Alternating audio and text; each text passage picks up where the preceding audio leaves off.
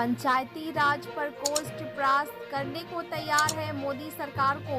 पूरे बिहार में राजद पंचायती राज प्रकोष्ठ हुआ है मजबूत। पार्टी ने जिस उम्मीद के साथ मुझे दूसरी बार पंचायती राज प्रकोष्ठ का प्रदेश अध्यक्ष बनाकर विश्वास किया है, मैं उनके विश्वास पर खरा उतरते हुए प्रदेश के सभी गांव में एक मजबूत फौज तैयार किया हूं, जिसका नाम है राजद का गोरखा रेजिमेंट। इस रेजिमेंट के माध्यम से पूरे प्रदेश में नरेंद्र मोदी के विचार को परास्त करते हुए इंडिया को मजबूत करूंगा। ये बात राजद पंचायती राज प्रकोष्ठ के प्रदेश अध्यक्ष महेंद्र प्रसाद विद्यार्थी ने कहा। उन्होंने कहा कि पार्टी के राष्ट्रीय अध्यक्ष लालू प्रसाद यादव गरीबों के मसीहा हैं। जिस प्रकार से उन्होंने मुझे गांव से उठाकर मुझे राज्य मंत्री का दर्जा देकर जो सम्मान दिया है, उसे कोई भी गरीब भूल नहीं सकता। सचमुच आम लोगों के लिए जिस तरह से उन्होंने अपना विचार दिया है, वह एक इतिहास बन चुका।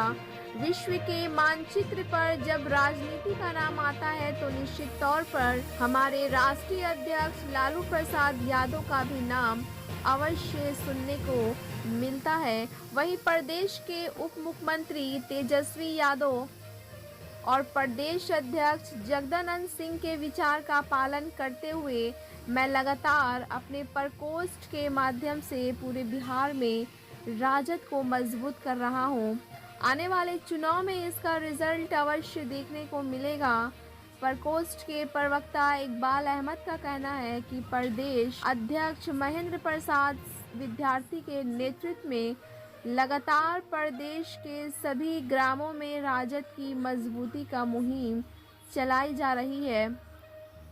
लगातार प्रदेश के सभी जिला का भ्रमण करते हुए अच्छे लोगों को पार्टी की मजबूती की जिम्मेदारी देते हुए इंडिया को मजबूत किया जा रहा है, क्योंकि 2024 में मोदी सरकार को परास्त करते हुए इंडिया के झंडों को लहराने का काम करना है। इसी उद्देश्य के साथ प्रकोष्ठ के काफिले को मजबूत कर राजद के झंडे को ऊंचा किया जा रहा है।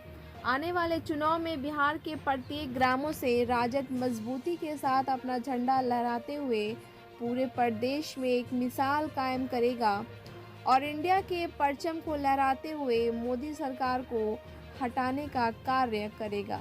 आइए सुनते हैं कि प्रदेश अध्यक्ष महेंद्र प्रसाद विद्यार्थी और मुख्य प्रवक्ता इकबाल अहमद का क्या कहना है।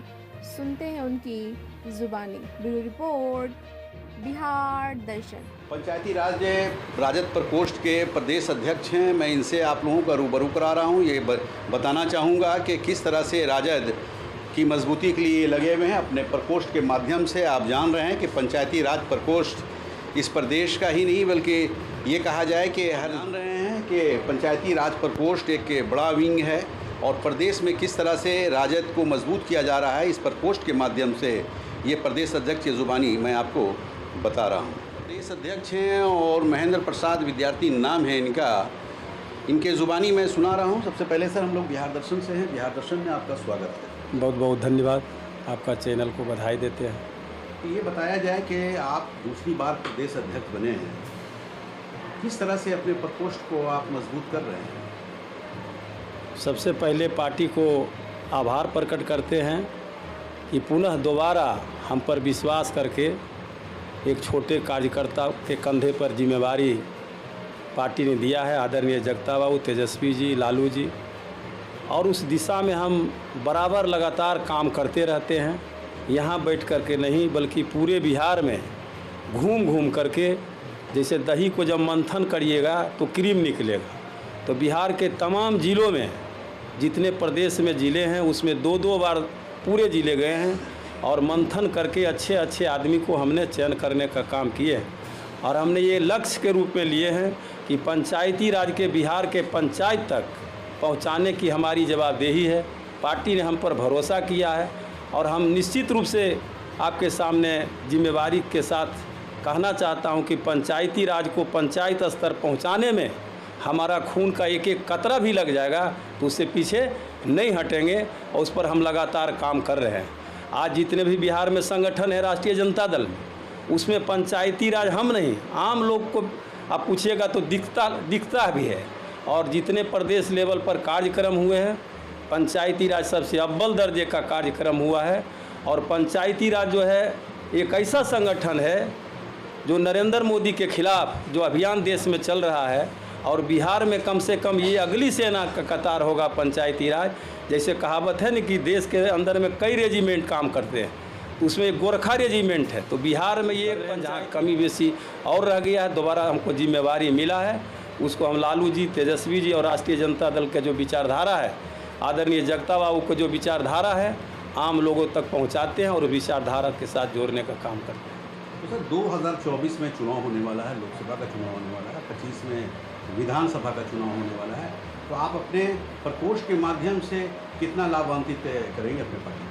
पूरा कह तो है कि अगली सैनिक अगला जो कतार का सैनिक होगा वे साबित होगा। आने वाला दिनों में ये दिखने को लगेगा। पूरे के पूरे बिहार में फौज के रूप में हमारा तैयार है। जिस दिन मीटिंग हुआ है, विपरीत परिस्थिति में 2 दिन पहले से मूसलाधार बारिश के बावजूद भी पूरे बिहार के 200-300 किलोमीटर से चल करके उसमें एक जुनून पैदा था कि प्रदेश अध्यक्ष जी का अपील है, प्रदेश अध्यक्ष जी ने बुलाया है, उसके आधार पर हजारों की तादाद में 4 व्हीलर गाड़ी इनकम टैक्स से लेकर आर ब्लॉक तक एकदम ओवरफ्लो चल रहा था। अगर नहीं लगता, सब लोगों ने आकलन किया कि अगर बारिश नहीं रहता, मूसलाधार बारिश नहीं होता, तो ना जाने ये लोग कहाँ जुटते, कितना लोग आता। तो आगे भी हम प्रदेश अध्यक्ष जी से आग्रह भी किया है, निवेदन कि आने वाले दिनों में जब आदेश करें प्रदेश अध्यक्ष जी, बापू सभागार एक बड़ा हॉल है, पटना के सबसे बड़ा हॉल है, उस हॉल में हम पंचायती राज का कार्यक्रम करने के लिए सक्षम हैं और तैयार हैं। जब प्रदेश अध्यक्ष जी आदेश करेंगे, हम लोग कार्यक्रम को अपने कंधे पर लेंगे और सब लोग मिल करके इसको निष्पादन करेंगे। ये तो संगठन के माध्यम से आप बता रहे हैं कि हमने संगठन को पूरे प्रदेश में मजबूत किया है। हाँ, तो एक चीज़ ये बताइए कि प्रदेश अध्यक्ष होने के नाते आम नागरिकों को क्या मैसेज देंगे बिहार के लोग? आम नागरिकों को जो हमारा समस्या है जिले स्तर पर, प्रखंड स्तर पर जो हमारा संगठन काम कर रहा है, बीडीओ के यहाँ हो, सीओ के यहाँ हो, थाना हो, जिला हो, उसको समाधान करने का कोशिश करता। वहाँ से नहीं होता तो मेरे पास लाता, हम यहाँ समाधान हैं। जो आम आदमी का समस्या है, उस समस्या में रूबरू होकर उसका समस्या को समाधान करने का भरसक प्रयास करने का कोशिश करते हैं। देखिए, ये प्रदेश अध्यक्ष हैं और आप देख रहे हैं कि पंचायती राज प्रकोष्ठ के ये राजद के प्रदेश अध्यक्ष हैं। और जैसा ये बता रहे हैं कि मैं अपने संगठन को पूरे प्रदेश में काफ़ी मजबूत किया हूँ, इतना मजबूत किया हूँ कि आने वाले समय में पार्टी की में काफ़ी अहम भूमिका इस प्रकोष्ठ के माध्यम से रहेगी।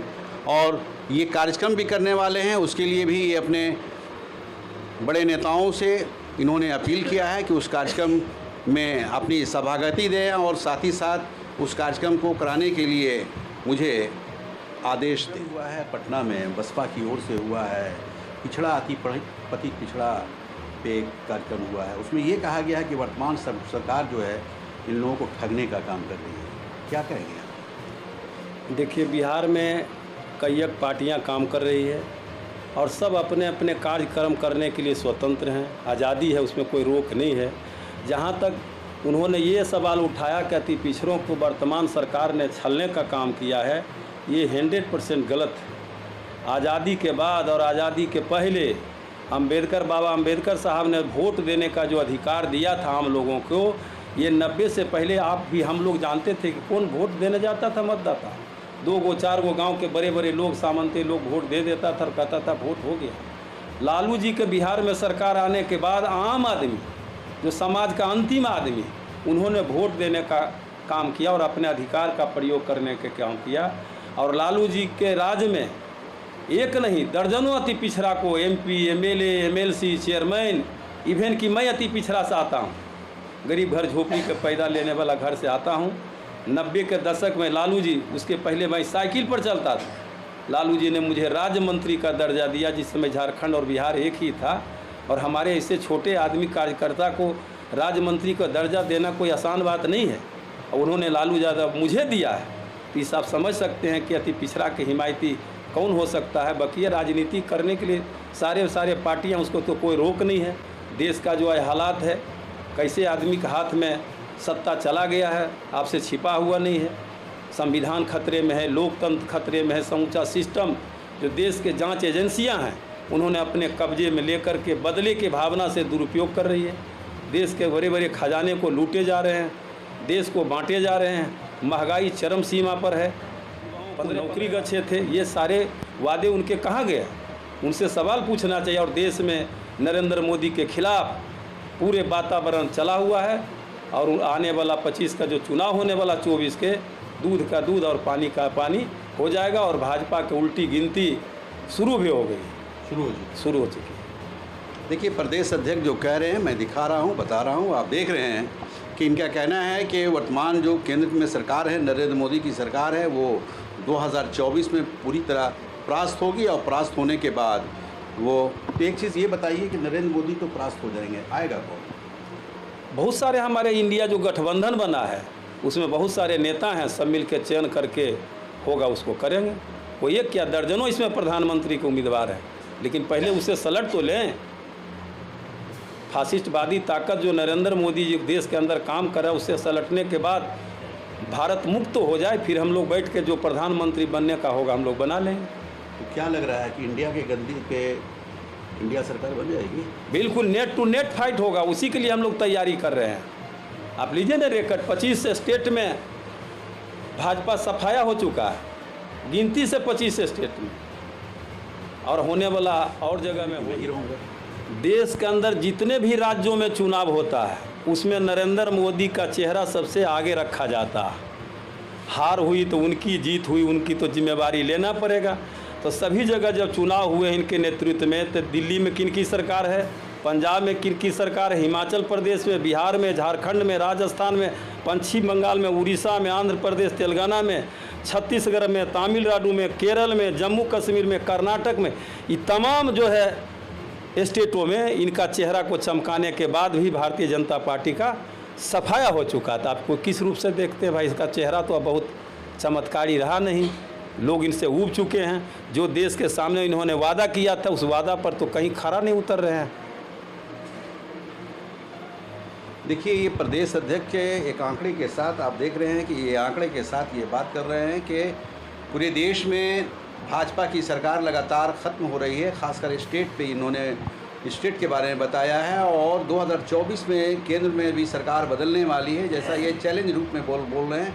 और इंडिया महागठबंधन जो है उसकी सरकार बनेगी। इकबाल अहमद हैं, ये भी पंचायती राज प्रकोष्ठ के मुख्य प्रवक्ता हैं। एक बड़ा पद है, एक बड़ी जिम्मेवारी है और इस जिम्मेवारी को ये कैसे निभा रहे हैं ये मैं इकबाल अहमद के ज़ुबानी आपको सुना रहा हूँ। इकबाल साहब, किस तरह से आप, अभी तो प्रदेश अध्यक्ष बोले हैं कि बहुत मजबूती के साथ हम लोग पूरे प्रदेश में काम कर रहे हैं। देखिए, निश्चित रूप से हमारे जो प्रदेश के अध्यक्ष हैं माननीय महेंद्र प्रसाद विद्यार्थी जी, जब से इनको भाग दौड़ मिला है पंचायती राज प्रकोष्ठ का, और जिस तरह से पंचायती राज प्रकोष्ठ पहले भी काम करता था, लेकिन ये कर्पूरी जी के चेला हैं और कर्पूरी जी के मार्गदर्शन पर इन्होंने अपनी राजनीति विचारधारा शुरू की है। और माननीय लालू प्रसाद यादव जी जो सामाजिक न्याय के योद्धा हैं, तो समाज के जो निचले पैदान को जो उन्होंने आगे बढ़ाने का काम किया, उन्हीं की विचारधारा से ये प्रेरित है। लगातार पार्टी के लिए संघर्ष करते रहते हैं और पार्टी का जो मार्गदर्शन है, दशा और दिशा है, उस पर हमेशा काम करते हैं। जब से हमारे माननीय प्रदेश अध्यक्ष महेंद्र प्रसाद विद्यार्थी जी जब से बने हैं, जिस तरह से इन्होंने जो काम करने का जो सिस्टम है, वो सिस्टम जो कर्पूरी जी जिस हिसाब से करते थे काम, उसी काम को ये ले करके पंचायती राज प्रकोष्ठ एक ऐसा प्रकोष्ठ है जिससे हम वार्ड सदस्य देते हैं, जिसको हम पंचायत समिति देते हैं, हम जिला परिषद देते हैं, मुखिया बनाते हैं, प्रमुख बनाते हैं। ये बहुत बड़ा प्रकोष्ठ है। आज तक एक चीज़ को लोग समझ नहीं पाया है। अगर जिला परिषद बनता भी है तो दो जगह, एक उत्तरी बनता है, एक दक्षिणी बनता है। तो समझिए कि जिला परिषद एक जीतता है तो आधा विधायक होता है। अपने 14 जैसे 28 पंचायत है तो 14 पंचायत का एक होता है, 14 पंचायत का एक होता है। तो इस चीज़ को लोग समझ नहीं पा रहा। पंचायती राज प्रकोष्ठ को लोग जो हल्का में ले रहा था, तो कहीं ना कहीं अध्यक्ष जी ने समाज को बताने का काम किया कि पंचायती राज प्रकोष्ठ का, जिस तरह से पंचायती राज प्रकोष्ठ में अध्यक्ष जी ने जिला परिषद को जोड़ा है, प्रमुख को जोड़ा है, मुखिया को जोड़ा है, कमेटी संगठन बना है, उसमें वार्ड सदस्य को जोड़ा है। तो निश्चित रूप से कहीं ना कहीं एक संगठित जो प्रकोष्ठ है, संगठित जो पार्टी का जो विचारधारा उसको इन्होंने एक धारा में लाने का काम किया है और इसका स्वरूप भी देखने को सामने मिल रहा है, समाज के बीच में मिल रहा है। क्योंकि हम सबको एक ही बात बताने थे कि पंचायती राज प्रकोष्ठ कोई छोटा प्रकोष्ठ नहीं है, यही प्रकोष्ठ है, ये संगठित को एक कर करके हमको विधायक और एमपी बनाता है और इसी से हम अब मुख्यमंत्री बनते हैं, डिप्टी सीएम बनते हैं और ये आपको मंत्री बनते हैं। तो ये इन्होंने एक जो क्रांतिकारी जो लाया है परिवर्तन देखने में आया। क्योंकि जब जिस दिन माननीय अध्यक्ष जी जो 9 तारीख को जो पूरा बिहार का जो प्रोग्राम कराए थे, जो भी बात है उनकी बात में सब सच्चाई तत्व है जो इन्होंने रखा सामने।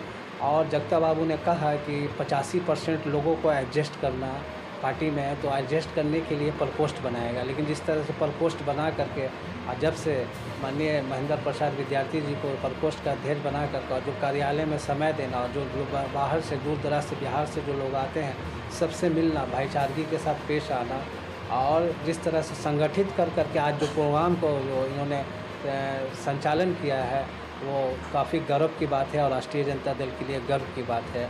निश्चित रूप से हमारे नेता को भी आने का था, लेकिन उस दिन उनका बहुत प्रोग्राम थोड़ा सा ऑफिशियली प्रोग्राम था, लेकिन वहाँ से अपने फ़ोटोग्राफ़र को और जो वीडियो रिकॉर्डिंग जो करने वाले लोग हैं उनको यहाँ भेजा था और यहाँ से वीडियो बन करके फ़ोटोग्राफी हो करके गया था और फिर उसको जा कर के नेता ने देखा और हौसला दिया। वो जो कार्यक्रम हुआ था क्या उसका काफ़ी अच्छा माहौल रहा है क्या? बहुत ज़बरदस्त था और काफ़ी हमारे जो शाहाबाद से भी ये पूर्व मंत्री कांति सिंह जी थी और तमाम जो हमारे वरिष्ठ नेता थे, श्याम रजक जी थे, विशन पटेल जी थे, आपको शिवचंद्र राम थे, यादव जी थे, तमाम ये थे। देखिए सबसे बड़ी बात क्या है, ये ज़मीनी नेता हैं और ज़मीनी नेता हैं। लालू यादव जी की विचारधारा पर और उनके मार्गदर्शन पर चलने वाले नेता हैं। इनके अंदर में कोई भेदभाव नहीं है। आज देखिए इस ऑफिस में भी देखिए कि 8-10 आदमी लोग बैठे हुए हैं, कुछ लोग चले गए हैं। तो लगातार इनका व्यवहार जो है, व्यवहार ही जो है ये प्रकोष्ठ को मजबूत कर रहा है। व्यवहार में और जिस तरह से लगातार इनको हमने देखा कि 20 दिन जो संघर्ष किया, 3 महीना से इस पर काम कर रहे थे पार्टी के लिए, संगठन बनाने के लिए, जिन्होंने जिला अध्यक्ष को चयनित भी किया है। हमारे यहाँ आपके यहाँ भी रोहतास में मकसूद भाई को उन्होंने बनाया है, इसलिए बनाया था कि मकसूद आलम जो है वो अति पिछड़ा मुसलमान से, निचले पैदान मुसलमान से आता है। इनका भी यही कोशिश कि ऐसे ऐसे लोगों को इन्होंने जोड़ने का काम किया है कि जो एक समाज में एक मैसेज जाना चाहिए। राष्ट्रीय जनता दल उसी विचारधारा पर चलती है। राष्ट्रीय जनता दल जो दबे कुचले सामाजिक न्याय की जो बात हमारे लालू प्रसाद यादव जी कहते हैं और समाज के जो जितने पैदान पर जो लोगों को समाज में जो इज्जत नहीं देते हैं, वैसे ऐसे लोगों को इन्होंने जोड़ने का काम किया। वैसे ऐसे लोगों को प्रदेश में पदाधिकारी बनाया है और निस्वार्थ है। अगर इनके ऊपर कोई उंगली उठाता है तो सबसे पहले सवाल जवाब आके हमसे कर ले, उसके बाद हम उसको जवाब अच्छा से दे देंगे। निस्वार्थ, उसमें कहीं भी कोई स्वार्थ नज़र नहीं आया। अभी भी जिन्होंने जो प्रोग्राम किया तो निस्वार्थ है।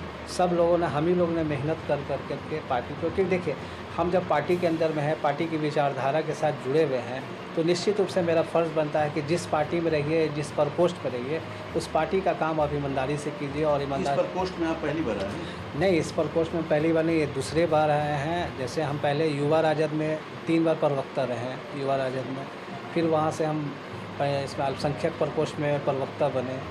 तो फिर हम उसके बाद जब माननीय अध्यक्ष जी से हमसे पार्टी के लिए काम कीजिएगा तो एक आपकी अपनी पहचान बने। पहचान तो बनती है, पार्टी की बनती है। इन्होंने हमको प्रवक्ता के रूप में, मुख्य प्रवक्ता के रूप में इन्होंने हमको अपना जगह दिया और निश्चित रूप से इनके साथ काम करने में हमको मज़ा भी आ रहा है। और इनके जो भी मार्गदर्शन है, इनसे हमको मेन है, इनके साथ जुड़ने का मेन मकसद है, इनसे हमको सीखने का मौका मिलता है। हम इनको राजनीतिक गुरु भी के तौर पर देखते हैं, क्योंकि इनका जो मार्गदर्शन, इनका जो काम करने का आधार संगठन में कैसे है, कैसे ड्राफ्टिंग होता है, किस तरह से मैंने मैसेज दिया जाता है, पार्टी को मजबूत कैसे की जाती है, वो चीज़ ये, हाँ बिल्कुल, निश्चित रूप से इसमें कहीं संकोच नहीं है। और आने वाले समय में भी आप देखिएगा कि पूरे ज़िला का इन्होंने भ्रमण करेंगे और भ्रमण जो करेंगे, जो तरीक़ा इन्होंने पार्टी कार्यालय में, सारे लोग ने बोला कि सर मेरा सचिव, हम पदाधिकारी बन गए, महासचिव बन गए, उपाध्यक्ष बन गए, सचिव बन गए, प्रदेश महासचिव हमको अपने बनाया, फ़ोन कर कर के सबको बोला, लेकिन उन्होंने कहा कि हम उसी वक्त तुमको मजबूत मानेंगे जब 9 तारीख को प्रोग्राम में तुम कितने आदमी के साथ शामिल होगा। जितने जो इस प्रकोष्ठ से जो इनका जुड़ाव था, लोगों का जो मजबूती थी, वो लोग आकर के यहाँ 9 अगस्त को पानी वर्षा हो 24 घंटा लगातार पानी होने के बावजूद भी यहाँ बैठने की जगह नहीं थी, बाहर में लोग काफ़ी थे, तो उसमें से जो खड़ा उतरा उसको उन्होंने टीम ने जगह दिया। जो लोग नहीं आए उनको टीम से है ना आउट कर दिया, क्योंकि ऊपर से भी आदेश था कि ऐसे लोगों को जोड़ना है जो पार्टी की विचारधारा और पार्टी को मजबूत है, क्योंकि आप आने वाला जो 2024 का चुनाव है वो एक बहुत बड़ा चैलेंज है हम लोगों के लिए। हम लोगों के लिए जो हमारी पार्टी जो सब मिलकर जो गठबंधन बनाया, इंडिया जो बनाया हम लोगों ने, उसके लिए, क्योंकि अब हमको एक ही लक्ष्य है कि इंडिया को जिताना है, और लक्ष्य हमारा बस वही है कि इंडिया को जिताने के लिए पंचायती राज प्रकोष्ठ अपने स्तरीय से ज़मीनी स्तर पर काम कर रहा है। हाँ, देखिए इकबाल अहमद हैं और जैसा ये बता रहे हैं, ये अध्यक्ष के नेतृत्व में हम लोग लगे हुए हैं, और वो दिन दूर नहीं कि पूरे बिहार में ये प्रकोष्ठ जो है, पंचायती राज प्रकोष्ठ जो है, ये काफ़ी मजबूती के साथ काम कर रहा है और अपना रिज़ल्ट भी बेहतर दिखाएगा।